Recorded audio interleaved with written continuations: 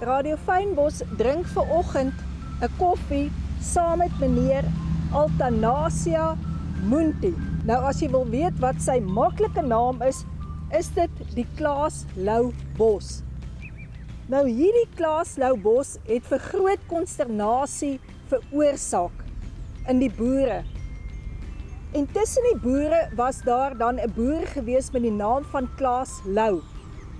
En wat hierdie bos dan nou so onpopulêr gemaak het by die boere, was dat hy taai is en aan die ploeg vasgeklou het wanneer hulle geploeg het. En so was al die boere kwaad in die omtrek. Maar hier by Tuin op die Brak gaan ons nou vanoggend 'n koffietjie van genade drink saam met Klaas Lou.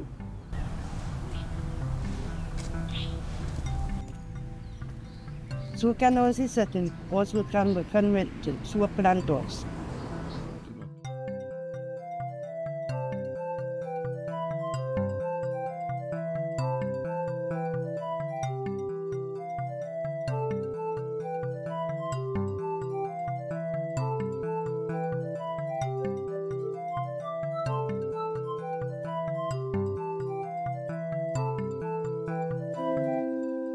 Ek is Anna Francis, episode 7 van So Plant Ons, Tuin op die Brak.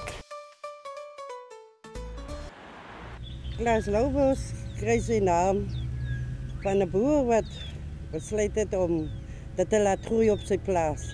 Later het dit so erg geraak dat dit versprei het na die naburige bure se plase toe.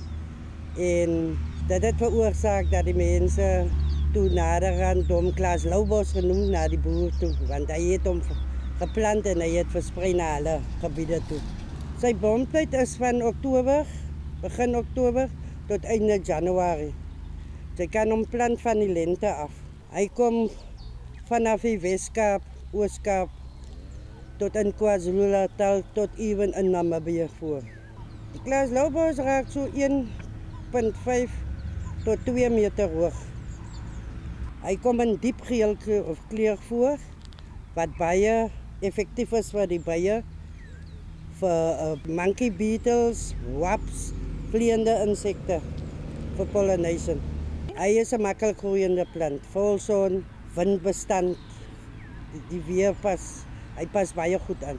Hy is nie eetbaar nie, maar wel kan jy hom gebruik in plekke waar ander plante nie sal groei nie, sal hy groei.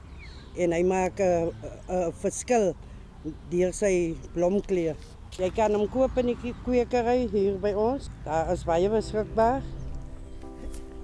Radio Fynbos in samewerking met Revolve Productions het dan nou geskied die 7de episode van So Plant Ons.